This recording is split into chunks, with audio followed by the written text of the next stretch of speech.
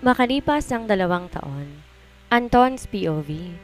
Sa magazine ka na naman nakatingin.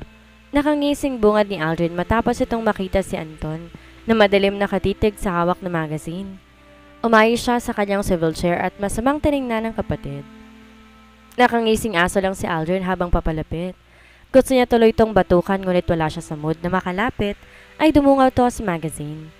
Pasilip nga kung maganda pa rin siya. She's showing her front too much. Don't look at it. Galit niyang sinara ang magazine dahilan upang umatras ang kapatid at itaas ang 2 kamay nito. Chill bro, nagsasabi lang ako ng totoo. Wala akong pakialam. Lumayas ka nga at lumipat sa sarili mong kumpanya. Umingos to pero umupo pa rin sa upuan sa harap ng kanyang mesa. Wala kang pakialam pero galit? You're still bitter. Hirap bang mag-move on? Natatawang tanong nito kaya't muli niya tong binigyan ng masamang tingin. You're wasting my time, Aldrin. Tuluyan niyang tinapon sa basurahan ng magazine. Pinalit niya ang folder na may lamang business proposal na siyang dapat pinagtutuunan niya ng pansin. Kunot noo siyang nagbasa. Naboboring siya sa binabasa pero tinitiis niya. Hindi niya nga labos maisip na magtatayo siya ng sarili niyang kumpanya, gayong puro dagat lang ang laman ng utak niya. Do you still love her? Napaangat siya ng tingin sa kapatid. Umigting ang panga niya at sinara ang folder. Love doesn't exist in my vocabulary anymore. What if she goes back here, kuya? Single and not married, will you still accept her? Naglapat ang labi niya sa biglaan itong tanong. Muli niyang naramdaman ang sakit na nananalitay sa puso niya. Dumiin ang hawak niya sa folder at halos malukot iyon. I don't know who you're talking about. My life is peaceful now, Aldrin. Do not mess it up. Madiin niyang sagot. Napatawa na mapakla ang kapatid. Peaceful? It's lifeless, kuya. Kaya hindi ka ganyan naghiwalay kayo ni Margie nung nagmomodelo siya sa ibang bansa. Pero ngayon kay Jewel. Shut up, please. Napaiwas to ng tingin matapos makita kung gaano siya nainis sa binanggit na tong pangalan. Don't ever mention that name again. I have nothing to do with them. Dagdag niya na kinainit ng ulo niya. Alright, but you have to meet Margie today, remember? Pumikit siya na mariin matapos itong ipaalala yon. Kung pwede nga lang di niya na makita kahit anino nito, ginawa na niya. Meet her then. I don't have much time. Sumandal siya sa swivel chair, tumingala at pumikit. Araw-araw na lang pakiramdam niya pagod na pagod siya. Why would I? Wala ka namang ginagawa. And I am not her. I'm busy. Let her wait then. No one will show up. Pinal niyang desisyon. Napailing si Aldrin sa kanya. Tumayo to at nagpagpag ng damit. You need the love life, bro. This is not good anymore. Nakakatanda ang walang love life. Bahala ka. Pang-asar pa nito bago tumakbo. Aldrin, piste ka? Binadyotan nito ng sign pen ngunit hindi umabot. By the way, I heard that she will be the cover girl for the most luxurious brand of wine in the country. Sigaw nito mula sa pinto. You're getting on my nerves, Aldrin. Madiin niyang sambit bago tumayo. Balak sipain to paalis sa opisina niya. Humalakhak ito at mukhang hindi to takot sa kanya. What I mean is that she's going back here. Muling sigaw nito bago malakas nang sinara ang pinto. Napatigil siya doon. Kusa ng damig ang paa niya kahit pa alam niyang hindi na siya interesado. Bumabalik lang ang sakit tuwing nakakarinig siya ng balita tungkol sa babaeng yon. Yun nga lang, gusto niya siguro talagang pasakitan ng sarili dahil natagpuan niyang sariling nanonood sa kanyang laptop patungkol sa balitang sinabi ni Aldrin. Tamad siyang nagsali ng brandy sa baso bago pinaikot-ikot ang alak sa loob mismo ng baso. International supermodel Jewel Trojano will be the most hot cover girl for a luxurious brand of wine. Amazing! The nation is thrilled to the one and only Filipina. Hindi niya na rin tinapos pa ang balita at agad nang sinara iyon bago pa man ipakita ang mukha nito. Tumayo siya bitbit ang baso ng brandy. Tinanaw niya ang floor-to-ceiling window habang sumisimsim sa alak. Galit niyang tinignan ng buong syudad. Pinapakita kung gaano siya kagalit. Sa mundo, naalala niya kung gaano ba kasakit ang ginawa sa kanya ng babaeng minahal niya. Ni pangalan nito ayaw niyang bagitin sa sobrang sakit. Naghintay siya sa wala sa apartment nito. Halos lumuha na rin siya ng dugo sa ama nito para lang pagbigyan sila. Ninuhuran niya pati na ang lolo niya para lang tulungan siya nito kay Melvin Carillo. Ngunit walang nangyari at walang bumalik sa kanya. He was a mess for a year until he realized that he did not deserve the pain but he is still feeling it. Aaminin naman niya na hindi pa siya nakaka-move on. Hindi pa nakaka-move on sa sakit.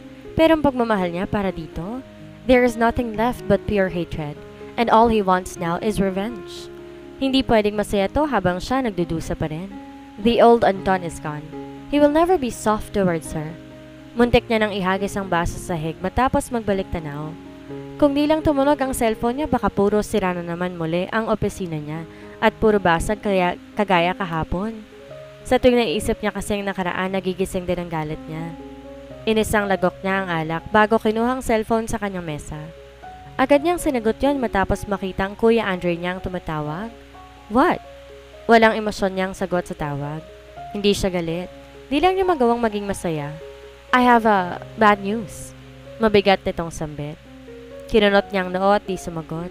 Hinintay niya anong masamang balitang sinasabi ng kapatid. I heard that Carillo's company is falling down. Malungkot nitong balita. Umangat ang gilid ng labi niya. That's a good news for me. I cannot wait for them to go bankrupt. Malamig niyang sagot. Natahimik ang kuya niya sa kabilang linya. Ngunit nagsalita rin matapos maintindihan ang sinabi niya. Don't tell me it's your fault, Anton. Gusto mo ba talaga silang pabagsakin? Medyo inis na ang boses ng nasa kabilang linya. Hindi siya natinag at kumuyom lang ang kamao. That is what they deserve. I am not done yet with my revenge. Mas malamig niyang bigkas. Uubusin niya lahat at walang ititira sa mga to. That's the price they have to pay. I can't believe you, Anton. Tandaan mo, Carillo pa rin sa jiwa. Nagpuyos ang damdamin niya at hindi ito pinatapos. Wala akong pakialam. After my revenge on her family, she will be the next. So she better not set foot in this country. Jewel's POV. Mommy, are we really going to visit your country? Inosenteng kumarap si Jasmine kay Jewel na kanyang kinangiti. Hinagod niya ang mukha nito at mabilis sinagkan sa pisngi. Yes, baby. We'll just wait for your Uncle Floyd so we can leave later tonight. I already have the tickets. Tinaas niya pa ang hawak na tickets. I'm so excited, Mommy. I want to meet Auntie Nina personally. Lumawak ang ngiti niya dahil doon. Mas favorite pa yata ng anak niya sa Nina kaysa sa kanya. Halika, my dear. Let Mommy give you a warm hug. Napahalakak siya nang ito mismong yumakap sa kanya na mahigpit. Malaki talaga ang pasasalamat niya at may Jasmine Trollano na binigay sa kanya. Napawi kahit paano lungkot niya. Wow!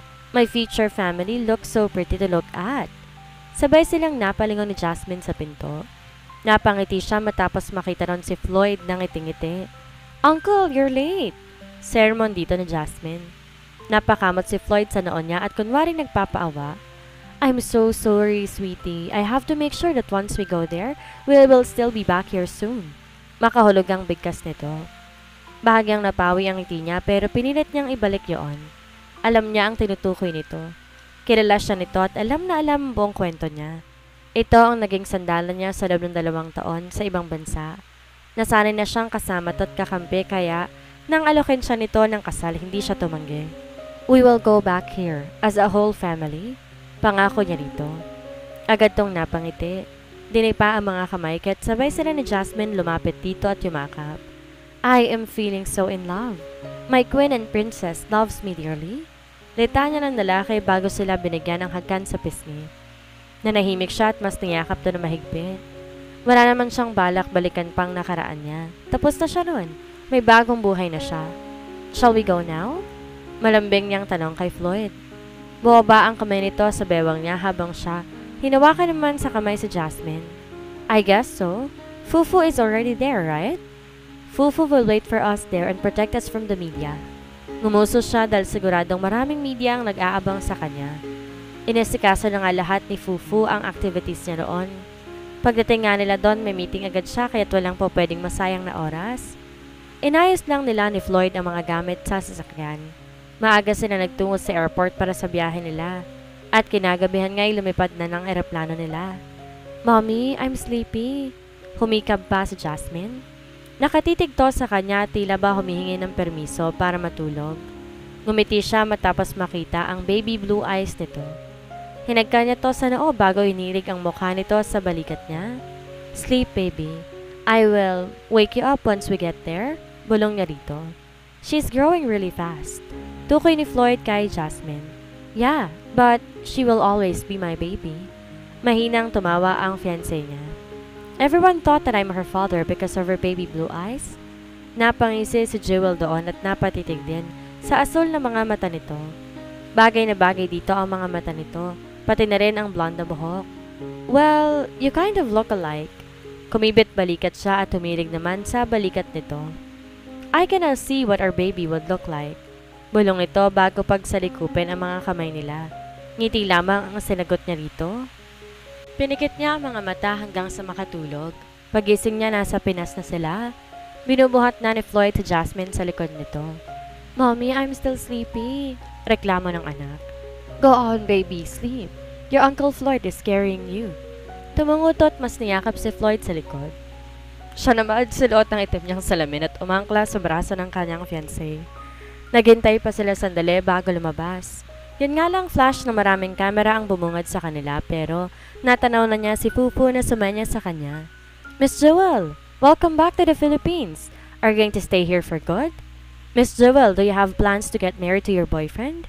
Miss Jewel, what are your plans while you're here? Sunod-sunod na tanong ng mga reporters. Lahat ngiti lang binigay niya at walang sinagot. Dumiretso sila sa tinurong exit ni Fufu para maiwasan ng media. Kita niya may humabol pa pero mabuti na lamang at nakatuloy na sila sa sasakyan. Hindi ko alam na ganun sila karami, sorry. Panimula agad ni Fufu na nasa passenger seat. Imbes sagutin to, inayos niya muna si Jasmine sa kandungan niya. Paglingon pa niya kay Floyd, masama ang tingin nito sa labas. They really thought you were going to stay here for good? Seriously? And what did they ask again? If you have plans to marry me? I want to yell at them like we're engaged. Mahina siyang napatawa sa mga reklamo ni Floyd. Hinago niya to sa braso para pakalmahin. Well, what do you expect, Floyd? Jewel is a Filipina, of course. Filipino people want her to stay here. Nakangising sagot ni Fufu. Tss. Can't she just wear her engagement ring that I gave her? Frustrated na ang boses nito. Napatawa siya dahil doon pero si Fufu napasimangot. Do you really want to end her career? Do you? Mataray pang tanong ni Fufu kay Floyd. I have bad feelings going in here. Why did you even accept this project? Muling bato ni Floyd kay Fufu. Excuse me? You don't have the right to question me as her manager. I want the best for her, of course. Humalukip-kip si Fufu at hindi na nilingon si Floyd. Akmang sasagot pa si Floyd pero tinapik niya to sa braso. Don't argue. We'll only stay here for days, don't worry. Pampalubag loob niya rito. Bumuntong hininga to, tinawakan ng kamay niya. Alam niyang natatakot lang to na baka bigla hiwalayan niya to. Di naman niya balak na gawin yon. Kontento na siya sa buhay niya ngayon. Sa condo unit muna sila dumiretso. Binili pa yon ni Fufu para sa kanya. Nagpahinga lang saglit si Jewel bago kumain. Inayusan lang siya sandali ni Fufu bago sila nagtungo sa meeting na sinasabi nito. Naiwan naman si Floyd para may kasama si Jasmine. Mabuti nga't hindi ito nagreklamo. Lahat ng investors nila at stakeholders nasa meeting. Imporma ni Fufu nang lumabas sila mula sa elevator. Napaawang ang labi niya. Lahat? Akala ko ba ang founder lang? Sus, syempre lahat sila gusto kong makita, no? Mga gurang na yata. Ano, Fufu? Baka mamaya, dangal kong hingin dyan, ha?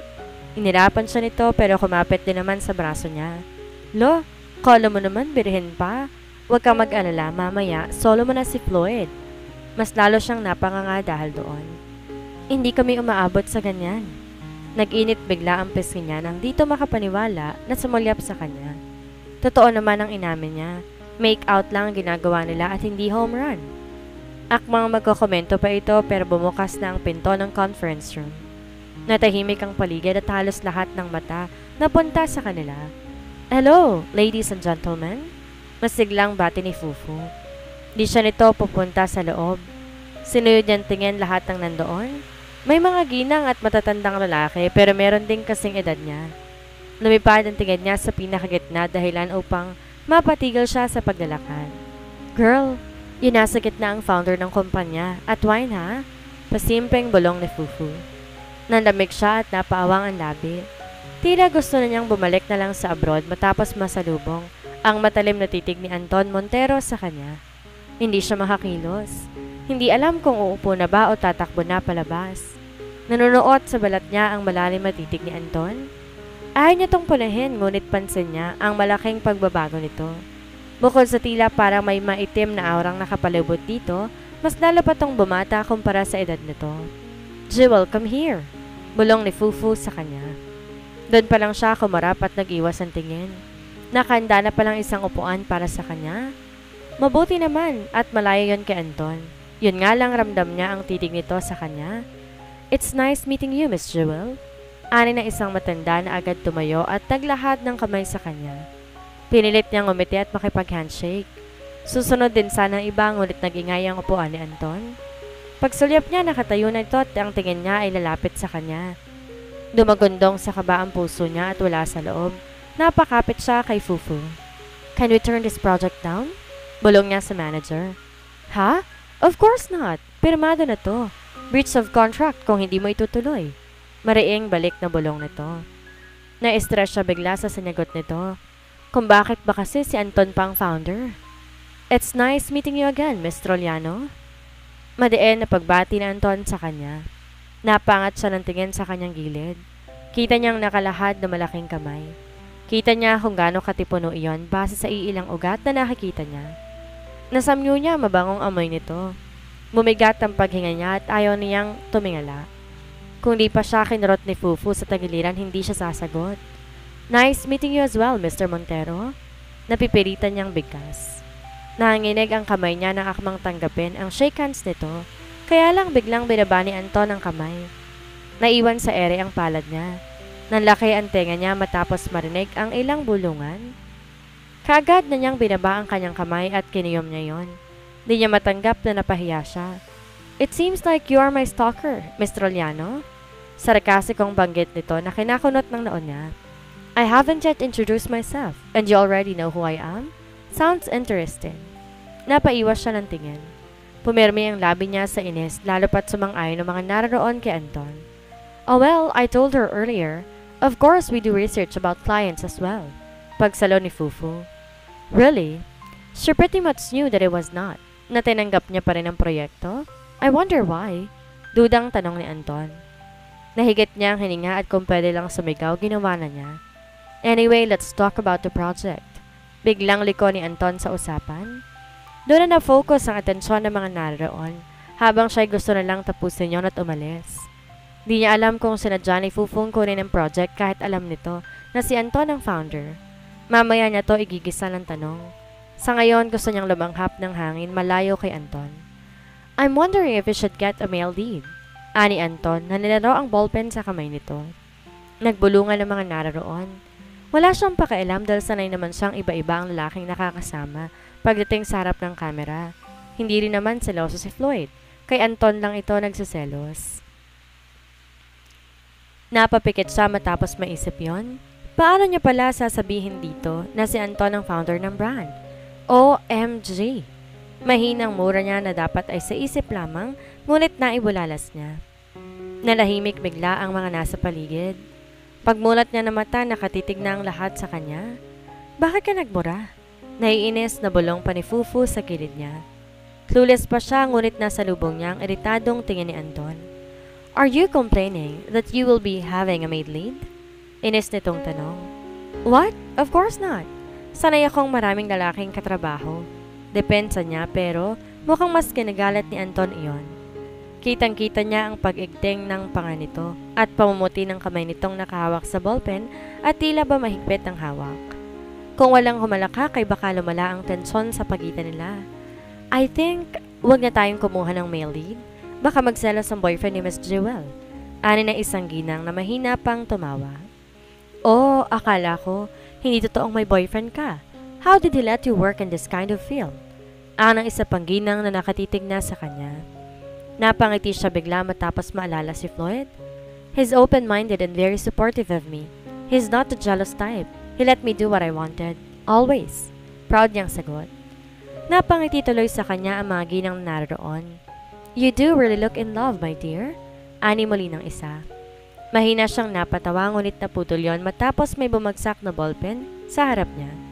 Lahat sila'y napatigil at napatingin kay Anton na masama yata ang timpla.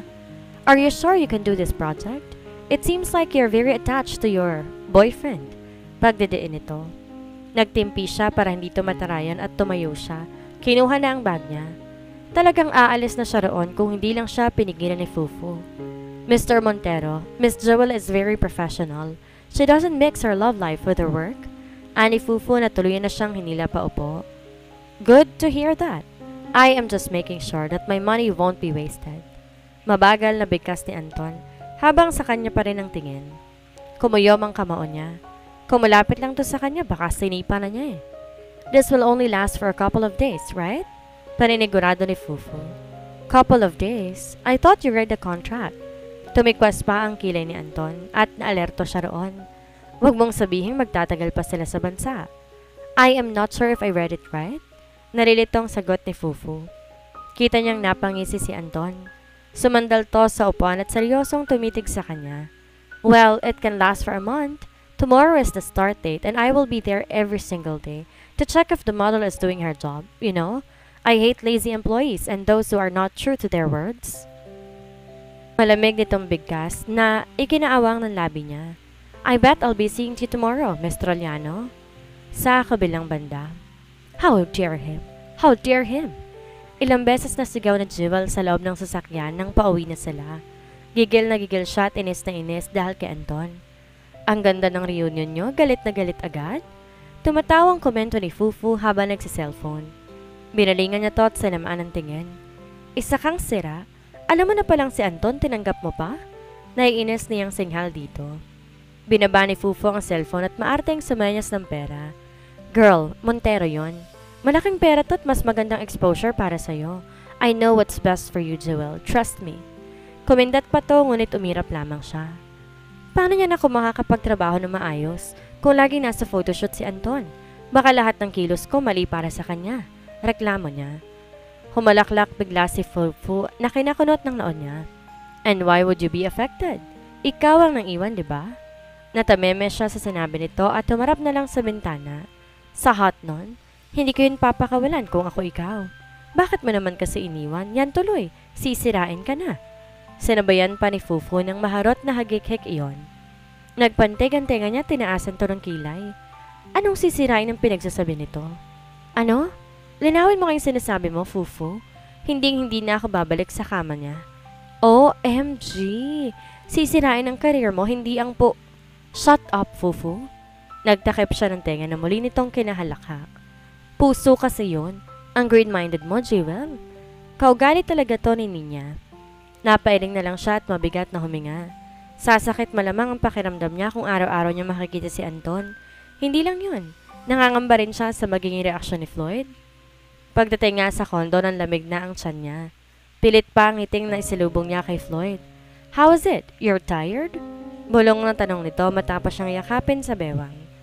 Dinig niyang umismed si Fufu ngunit pinandakan niya to ng mata dahil baka bigla na lang magsalita tungkol kay Anton. Hindi talaga masyado magkasundo si Fufu at Floyd. It's fine. Is Jasmine already asleep? Liko niya sa usapan. Yeah, she must be tired from the flight. Tumayo siya at nalingon si Fufu. Dito ka ba matutulog?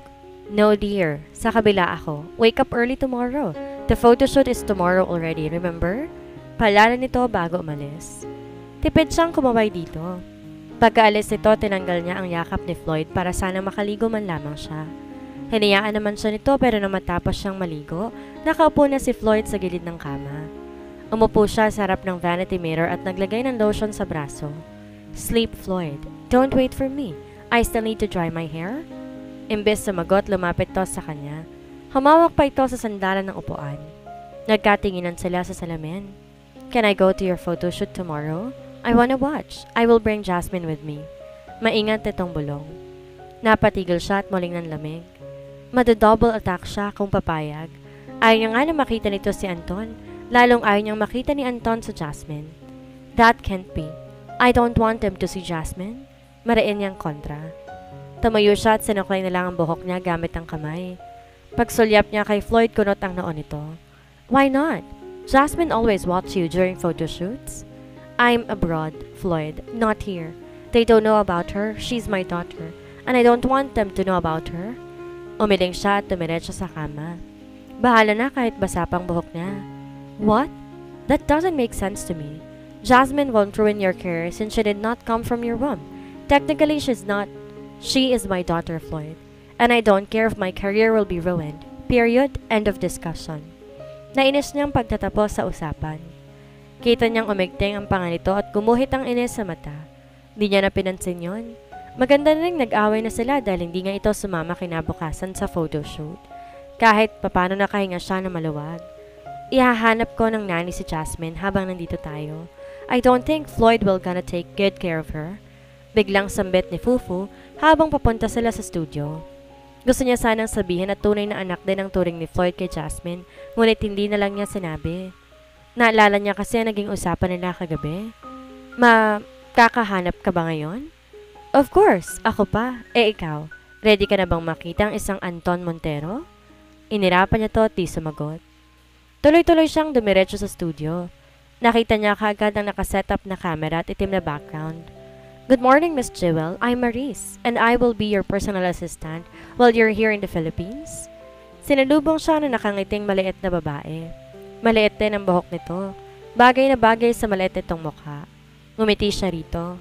I'm glad to meet you, Maurice. Hoping to work with you smoothly. Dinagdagan niya pa ng tawa yon para maging komportable to.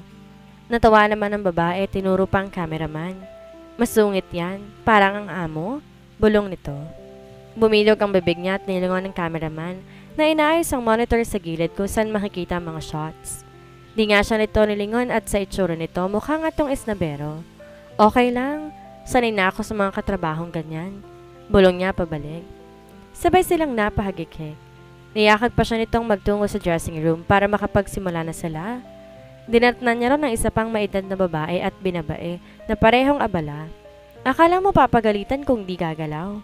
Babatiin niya na sana kung di lang umalingaw ang malamig at malalim na boses.